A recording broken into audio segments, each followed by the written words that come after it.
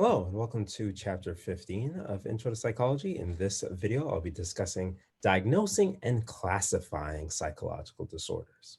How do mental health professionals ascertain whether or not a person's abnormal behavior or their inner emotional states truly represent a psychological disorder, or if it's just some aspect of their personality or some other cultural norm?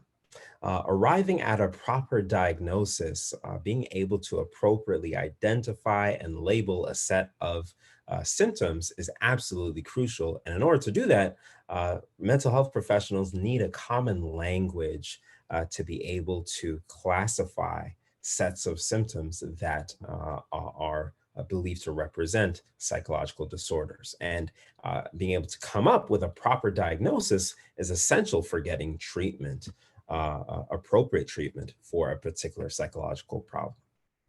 And so I'll be discussing two main systems of classifying and diagnosing psychological disorders that are used by mental health professionals today.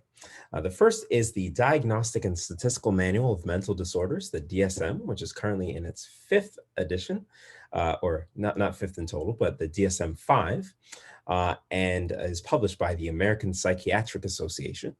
And then there's the International Classification of Diseases, the ICD, which is the ICD-11, which is being released soon.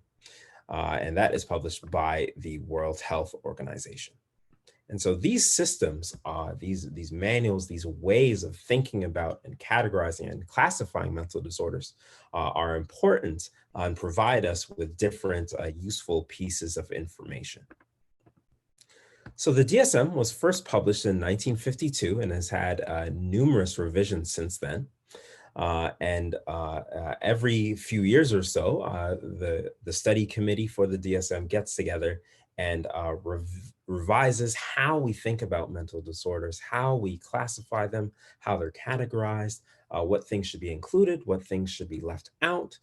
For example, homosexuality was a feature of the disorders in the DSM in the first two editions and was only removed in 1973 because it was no longer viewed as something that fully qualified as a psychological disorder. Even though some people might view it as abnormal, it on its own was not sufficient to meet the criteria of causing personal distress and violating the social norms.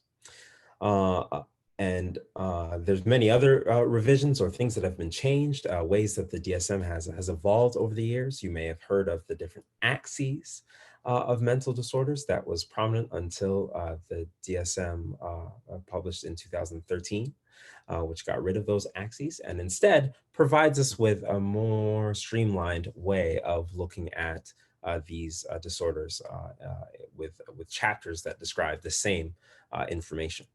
The DSM is viewed as a dictionary of psychological disorders. I contrast that with the statement that the DSM is a Bible of psychological disorders. It's not a Bible. It doesn't tell us how exactly we should think about mental disorders as much as it tells us what people agree on the terms we should use for mental disorders. It doesn't tell us everything that we need to know, as we'll explore in a moment. It does tell us important diagnostic criteria. It gives us information about the prevalence of certain disorders, about risk factors, about differential diagnosis, about disorders that have similar sets of symptoms and how to distinguish between them. And also tells about comorbidity, the co-occurrence of two disorders. So for example, we know that 41% of people with OCD also tend to meet the criteria for a major depressive disorder or a major depressive episode. And so there's some comorbidity there. Those two disorders often co-occur. And so the DSM is primarily useful for evaluating the terms that we use for describing psychological disorders. I don't like this.